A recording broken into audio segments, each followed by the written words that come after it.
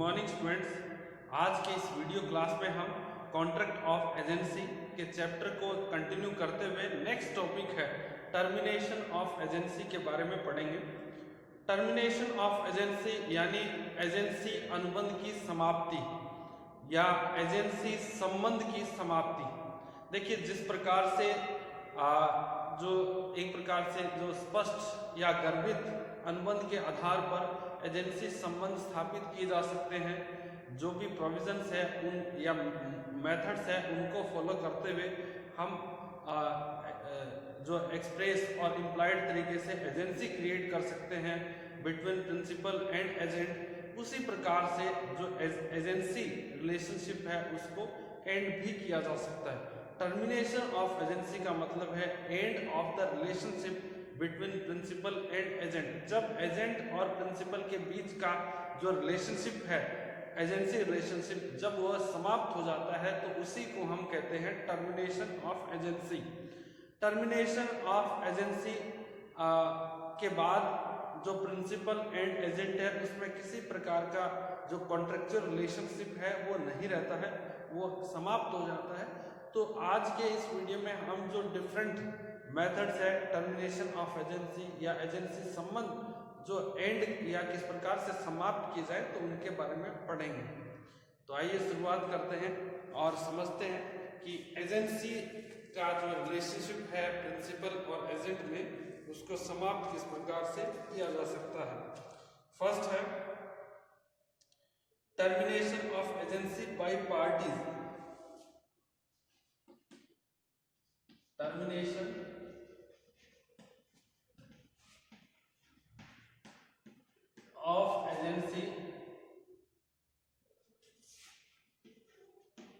of agency by parties, यानी पक्षकारों द्वारा जो है एजेंसी संबंध की समाप्ति करना। जो पार्टीज होते हैं कॉन्ट्रैक्ट ऑफ एजेंसी के अंदर यानी प्रिंसिपल और एजेंट, वो दोनों जो है आपस में डिसाइड करके जो एजेंसी रिलेशनशिप है उसको एंड कर सकते हैं या समाप्त कर सकते हैं। तो उसमें देखिए क्या वे हो सकते हैं। फर्स्ट है revocation of the authority, revocation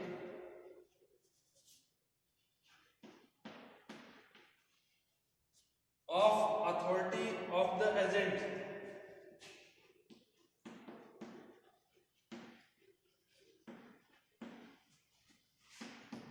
authority of the agent।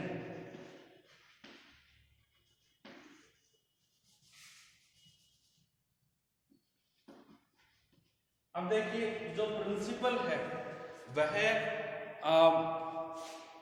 जो एजेंट की को जो अथॉरिटी उसने डेलीगेट किया है एजेंट के तौर पर, उस अथॉरिटी को रिवोक कर सकता है, वापस ले सकता है, समाप्त कर सकता है। उसके लिए प्रिंसिपल के द्वारा एडवांस में उसे इस बात का नोटिस दिया जाएगा रिवोकेशन ऑफ एजेंसी रिलेशनशिप के लिए। एजेंसी संबंध समाप्त करने का जो नोटिस है वो प्रिंसिपल एजेंट को देगा और उसके बाद वह ऐसा कर सकता है।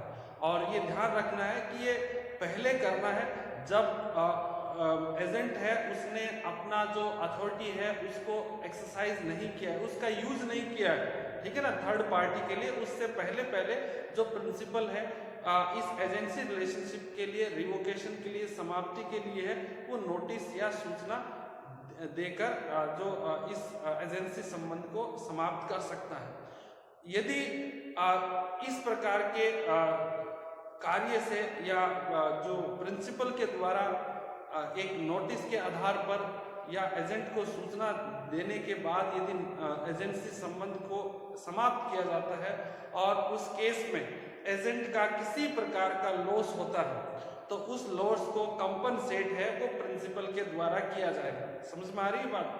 देखिए, प्रिंसिपल एजेंसी रिलेशनशिप को टर्मिनेट जरूर कर सकता है, समाप्त कर सकता है, परंतु जो लॉस होगा एजेंट का उस एजेंसी को टर्मिनेट करने की वजह से उस लॉस को है वो प्रिंसिपल के द्वारा जो है कंपनसेट या इंडemnified किया जाएगा, यानी उसकी लॉस की क्षतिपूर्ति जो है नियोक्ता या प्रिंसिपल एजेंट को करेगा।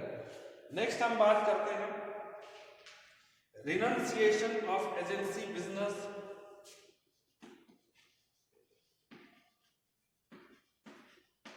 रिनंसिएशन ऑफ एजेंसी बिजनेस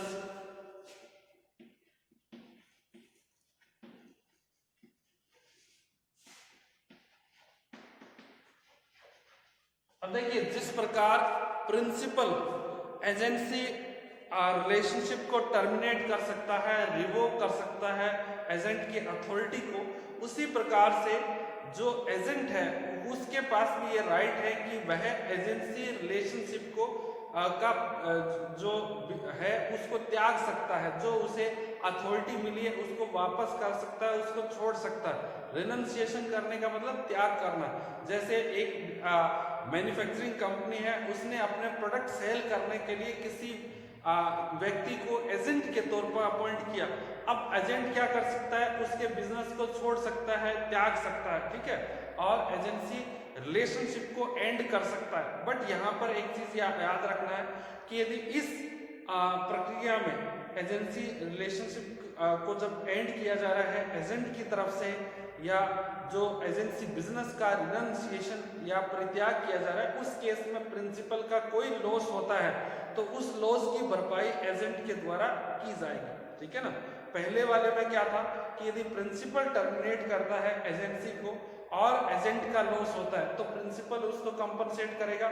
इसमें क्या है, यदि एजेंट टर्मिनेट करता है एजेंसी को और प्रिंसिपल को लॉस होता है तो फिर एजेंट उसको कंपनसेट करेगा। नेक्स्ट हम बात करेंगे by mutual agreement. By mutual agreement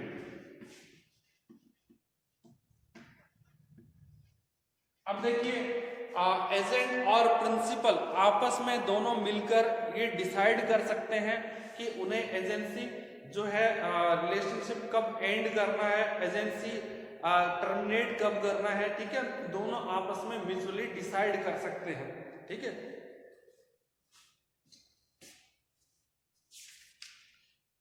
अब देखिए, ये तो जो मेथड थे उसमें जो पार्टीज हैं वे एजेंसी रिलेशनशिप को टर्मिनेट कर सकते हैं। सेकंड जो पहले आप इन्हें नोट कर लीजिए, उसके बाद हम जो सेकंड वे है एजेंसी को टर्मिनेट करने का उसके बारे में पढ़ेंगे, और वो है termination of agency bye operation of law.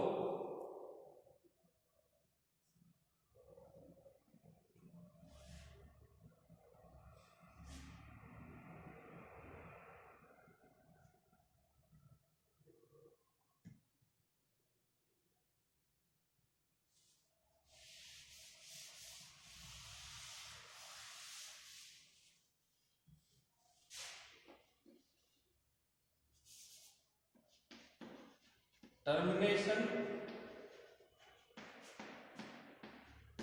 Of agency bye operation of law, operation of law, ठीक है ना।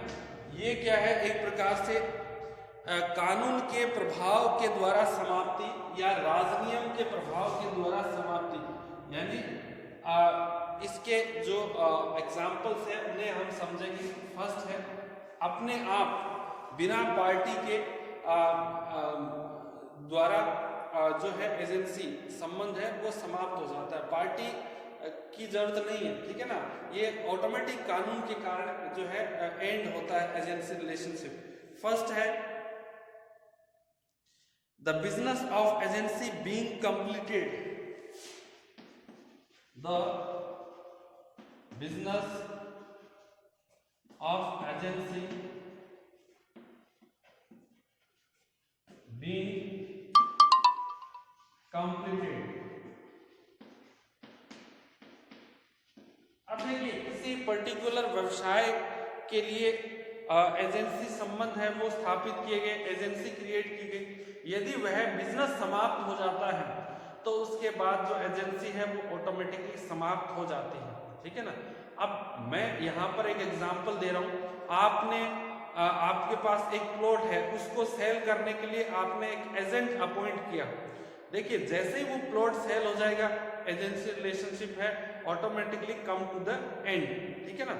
नेक्स्ट हम बात करेंगे by end of time, by end of time.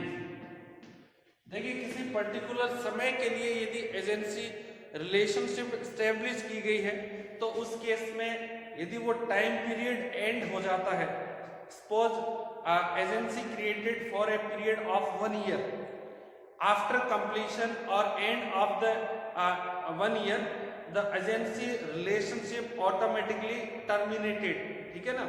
1 साल पूरा हुआ, एजेंसी समाप्त हो जाती है, ठीक है। तो ये टाइम पीरियड के आधार पर जो एजेंसी क्रिएट की जाती है उसमें, या जहां पर टाइम पीरियड एसेंशियल एलिमेंट होता है एजेंसी रिलेशनशिप का, उस केस में टाइम पीरियड जैसे एंड होगा एजेंसी समाप्त कर दी जाएगी। नेक्स्ट हम बात करेंगे प्रिंसिपल डाइंग और प्रिंसिपल डाइंग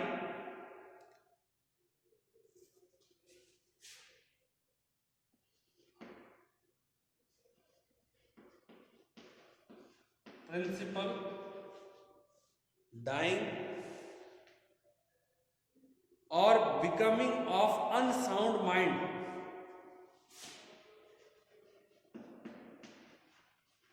और बिकमिंग अनसाउंड माइंड।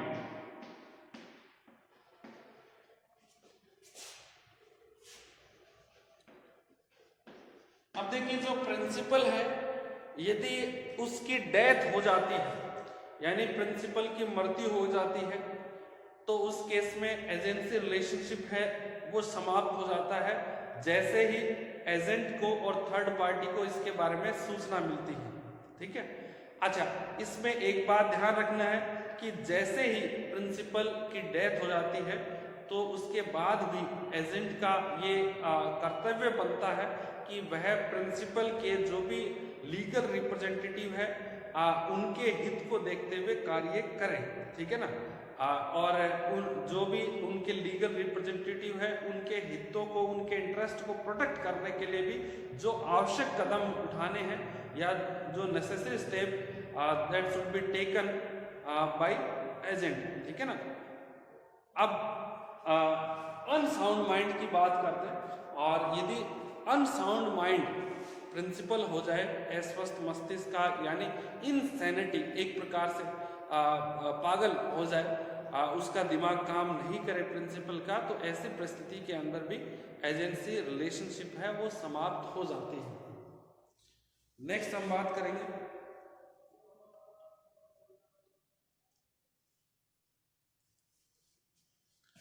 अब ये तो हमने प्रिंसिपल के बारे में पढ़ा है, अभी हम पढ़ेंगे एजेंट। एजेंट डाइंग और becoming unsound mind.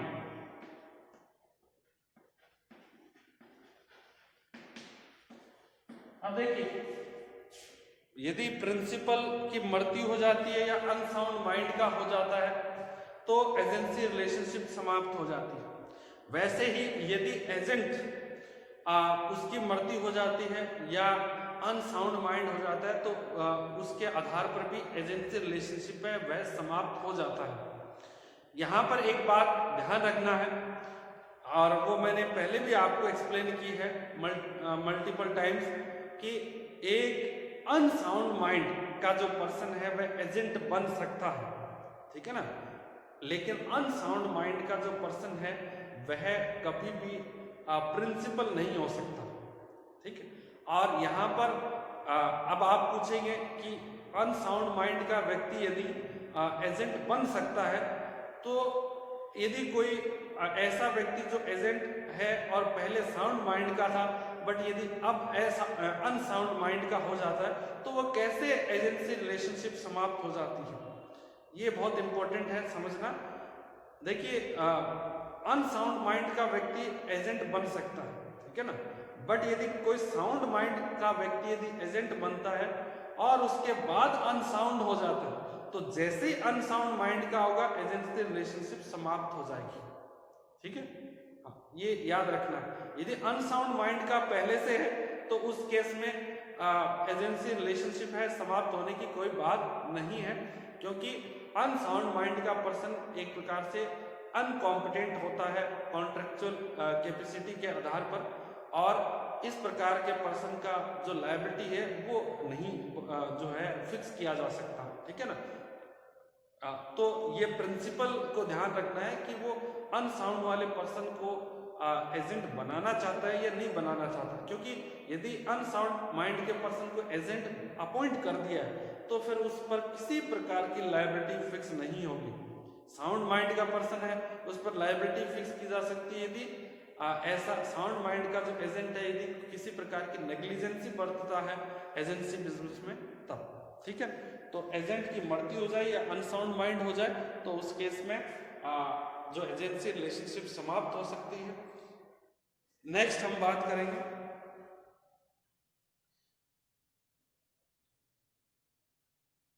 The principal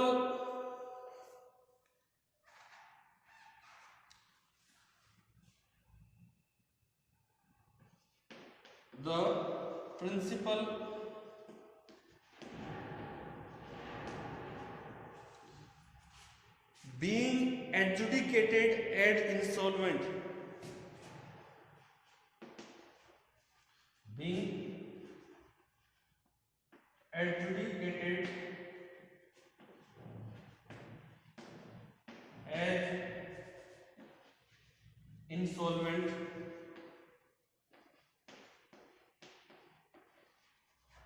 अब देखिए, यदि प्रिंसिपल है उसको एक प्रकार से दिवालिया घोषित कर दिया जाए किसी कोर्ट के द्वारा, किसी ट्रिब्यूनल के द्वारा, तो उस केस में जो एजेंसी रिलेशनशिप है वह समाप्त हो जाता है। इसके पीछे रीजंस क्या है कि प्रिंसिपल का कॉम्पिटेंट होना, कॉन्ट्रेक्चुअली कॉम्पिटेंट होना जरूरी है एजेंसी रिलेशनशिप पे, और यदि प्रिंसिपल को इंसॉल्वेंट डिक्लेयर कर दिया जाता है तो उसकी जो कॉम्पिटेंसी है वो समाप्त हो जाती है या वो इनकॉम्पिटेंट हो जाता है कॉन्ट्रैक्ट करने के लिए। तो इसीलिए जैसे ही किसी प्रिंसिपल को दिवालिया घोषित कर दे कोई कोर्ट या न्यायालय या कोई ट्रिब्यूनल, उसके साथ ही जो एजेंसी रिलेशनशिप है वह समाप्त हो जाती है, ठीक। नेक्स्ट हम बात करेंगे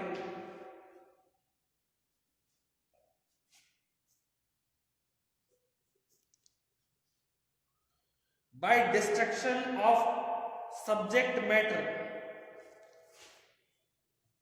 by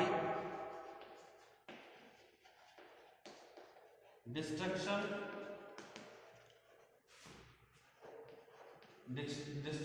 of agency subject matter,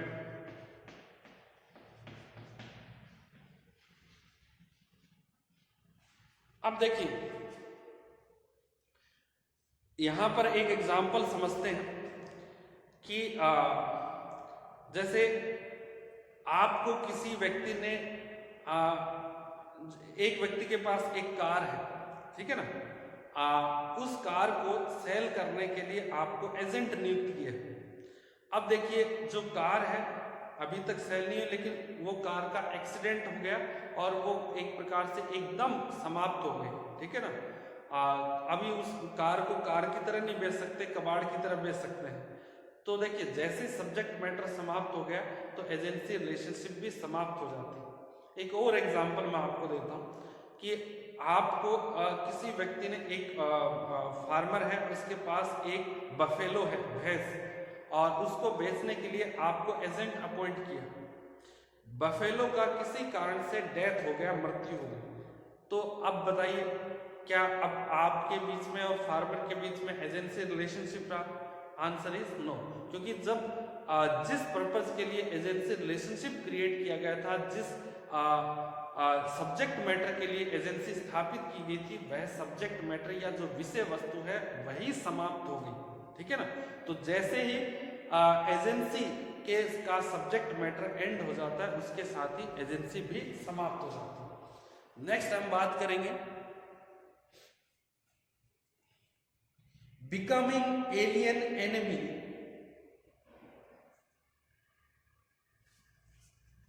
becoming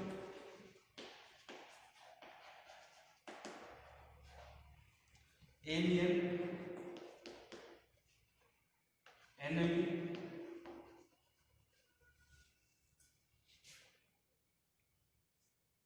अब देखिए, सबसे पहले समझना है एलियन एनिमी क्या होते हैं। देखिए जो एक शत्रु राष्ट्र, ठीक है ना, देखिए यदि चाइना को सरकार, उस चाइना के साथ हमारा युद्ध शुरू हो जाए, तो उस केस में जो चाइना को सरकार क्या है, एलियन एनिमी यानी जो दुश्मन राष्ट्र घोषित कर सकती है। ठीक है ना? और तो जब भी दो देशों के बीच, पाकिस्तान या भारत के बीच युद्ध शुरू हो जाए, तो पाकिस्तान को भी भारत जो है एलियन एनिमी है या शत्रु राष्ट्र है घोषित कर सकते हैं। उसके बाद जो भी कॉन्ट्रैक्ट्स होते हैं भारत और इंडिया के लोगों के बीच, वो सभी सस्पेंड कर दिए जाते हैं। ठीक है ना? निलंबित कर दिए जाते हैं। और यदि कोई कॉन्ट्रैक्ट ऐसा है जिसमें प्रिंसिपल किसी दूसरे देश से बिलोंग करता है और एजेंट किसी अन्य देश से बिलोंग करता है, यदि उन दोनों देशों के बीच वॉर छिड़ जाए, ठीक है ना, तो उस केस में जो उनके बीच जो एजेंसी संबंध है वो समाप्त हो जाते हैं। एग्जाम्पल आपके सामने है भारत और पाकिस्तान का या भारत और चाइना का। ठीक है ना? इन भारत पाकिस्तान के बीच सपोज कीजिए इंडिया का कोई प्रिंसिपल है, उसने अपने सामान को बेचने के लिए, मैन्युफैक्चरर है, तो उसने अपने गुड्स या जो प्रोडक्ट है उनको पाकिस्तान में बेचने के लिए एक व्यक्ति को एजेंट अपॉइंट कर रखा है। यदि इंडिया और पाकिस्तान के बीच वॉर शुरू हो जाए, युद्ध शुरू हो जाए, तो फिर ये एजेंसी रिलेशनशिप है, ये भी समाप्त हो जाती है। Next,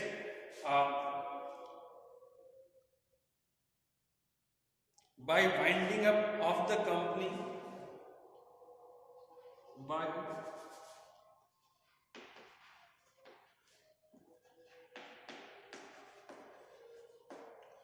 winding up of the company,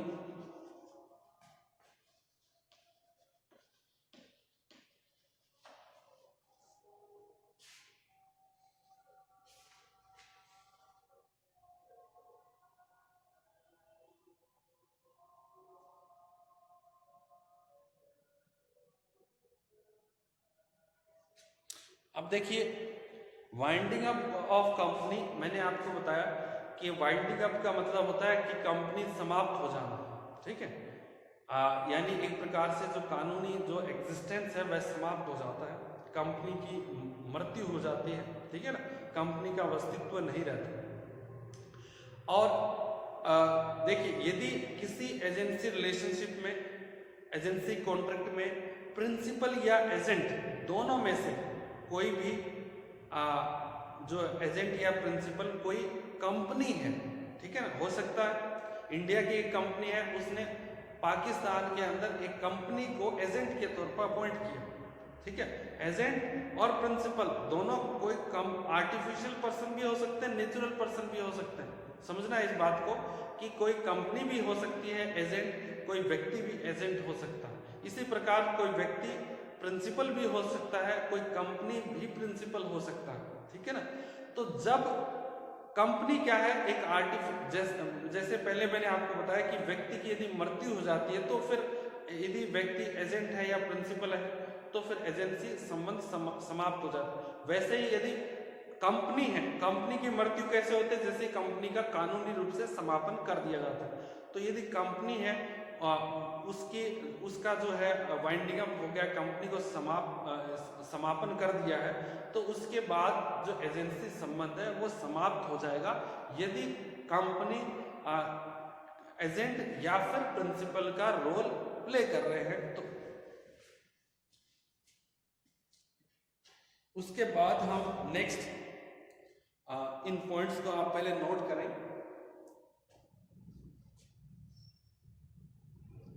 ये सभी जो पॉइंट्स हमने पढ़े हैं इन्हें कहते हैं termination of agency bye operation of the law, यानी यहाँ पर पार्टी ने खुद ने डिसाइड नहीं किया but due to other reasons, ठीक है ना, या due to operation of the law ये जो एजेंसी कॉन्ट्रैक्ट है वो समाप्त हो जाता है। ठीक है, मैं यहाँ पर लिख देता हूँ।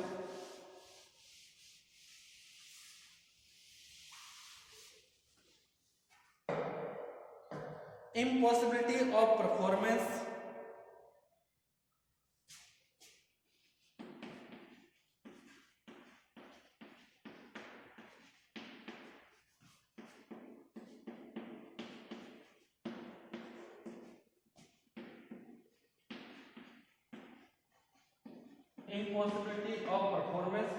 अब देखिए, जो बिजनेस करने के लिए यदि किसी व्यक्ति ने एजेंट अपॉइंट किया, यदि वो बिजनेस करना इम्पॉसिबल हो गया, किसी भी रीजन से हो सकता, पहले पॉसिबल था but due to some subsequent reasons that can not be possible to perform certain types of business, तो उस वजह से एजेंसी बिजनेस समाप्त हो जाता है। ठीक है ना। देखिए कई बार क्या है कि किसी काम को करने के लिए किसी व्यक्ति ने एजेंट अपॉइंट किया बट कोरोना की वजह से, कोरोना की गाइडलाइन की वजह से यदि उस प्रकार का जो बिजनेस पहले किया जा सकता था बट अब नहीं किया जा सकता, तो फिर वो एजेंसी संबंध है वो समाप्त हो जाता। ठीक है, और इसमें मैंने एग्जाम्पल लिया है कोरोना का, कोई और भी रीजन हो सकते हैं। ठीक है, मैं आपको इसका एग्जाम्पल बताऊं कि जैसे जब लॉकडाउन लगा था तो उस समय जो टूरिज्म एक्टिविटीज है उनको बंद कर दिया, सभी प्रकार के जो गतिविधियां थी जहां पर पब्लिक गैदरिंग की बात हो उनको बंद कर दिया। तो यदि किसी कंपनी ने किसी व्यक्ति को एजेंट अपॉइंट किया कि वह कंपनी के जो भी एम्प्लॉयज है उनको जो भी टूरिज्म स्पॉट है उनको विजिट करवाएगा। ठीक है ना, तो अब देखिए कोरोना काल में लॉकडाउन लग गया तो एजेंट उनको विजिट नहीं करवा सकता, अब ये काम क्या हो गया, इम्पॉसिबल। ठीक है ना, तो इस कारण से, और ये टाइम फिक्स किया गया था कि जो है मई जून में विजिट होगा। ठीक है ना, तो मई जून के अंदर कंप्लीट लॉकडाउन था और इस वजह से विजिट नहीं हो सका। तो इस प्रकार से जब कोई बिजनेस कार्य है वो इम्पॉसिबल हो जाता है परफॉर्म करना एजेंसी बिजनेस के अंदर, तो इस एजेंसी है वो समाप्त हो जाती है। नेक्स्ट हम बात करेंगे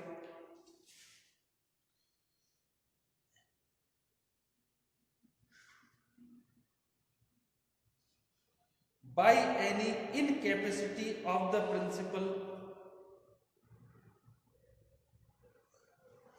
by any incapacity of the principal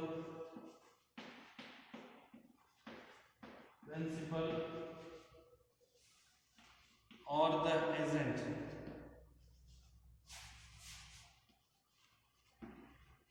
अब देखिए यदि किसी दुर्घटना की वजह से प्रिंसिपल या एजेंट दोनों में से कोई भी व्यक्ति अयोग्य हो जाता है, अयोग्य मतलब अब वो काम नहीं कर सकता, जैसे किसी की याददाश्त चली जाती है या किसी की आंखों की रोशनी चली जाती है। ठीक है ना, तब यदि वह काम करने में सक्षम नहीं है, एजेंसी बिजनेस में को संभालने के लिए सक्षम नहीं है, तो उस केस में भी एजेंसी रिलेशनशिप समाप्त हो जाती है। ठीक है, नेक्स्ट हम बात करेंगे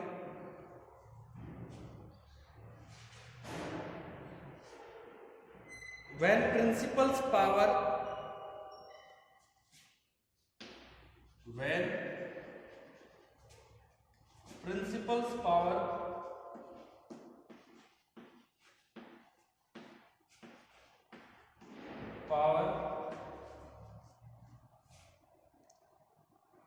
over subject matter over subject matter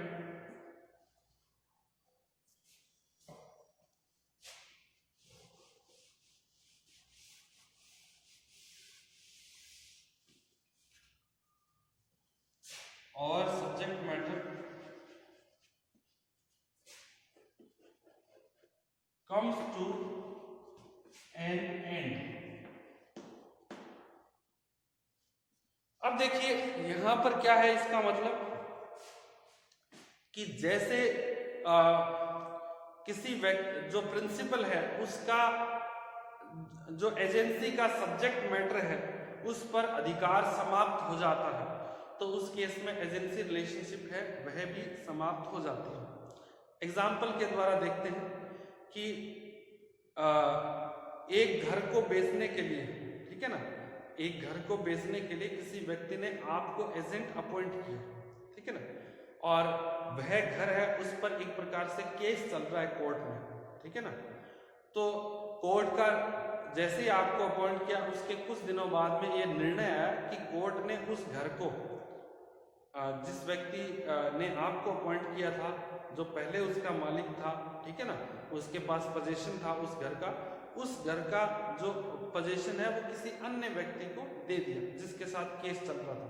तो अब देखिए जब प्रिंसिपल के अंडर में वो घर ही नहीं रहा, ठीक है ना, उस संपत्ति पर उस प्रिंसिपल का नियंत्रण नहीं रहा, तो उसके साथ ही, क्योंकि उसको घर को बेचने के लिए आपको एजेंट अपॉइंट किया था, ठीक है ना। अब मैं यहां पर एक एग्जांपल के द्वारा बता देता हूं।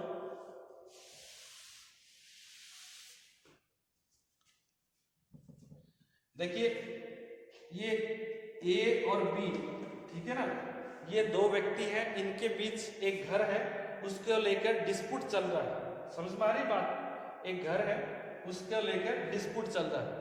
अभी वो घर किसके नियंत्रण में है? ए के नियंत्रण में है और डिस्प्यूट चल रहा है, इसीलिए ए है उस घर को बेचना चाहता है। ए ने इस घर को बेचने के लिए जो है सी को एजेंट अपॉइंट किया। ध्यान से देखिए, ए ने किसको अपॉइंट किया? सी को। अब क्या हुआ, बी को इस बारे में पता चला, ठीक है, तो बी कोर्ट में गया और कोर्ट ने ये निर्णय दिया कि ए ने उस घर पर अवैध कब्जा कर रखा है और घर का वास्तविक मालिक कौन है? ये बी है, ठीक है।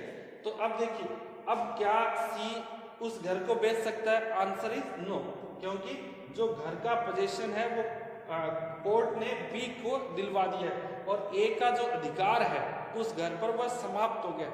इसलिए एजेंसी रिलेशनशिप है बिटवीन ए एंड सी वह भी समाप्त हो जाएगा। तो उम्मीद है आपको different methods for the termination of agency relationship समझ में आए हैं। तो आज के लिए इतना ही। Thank you so much.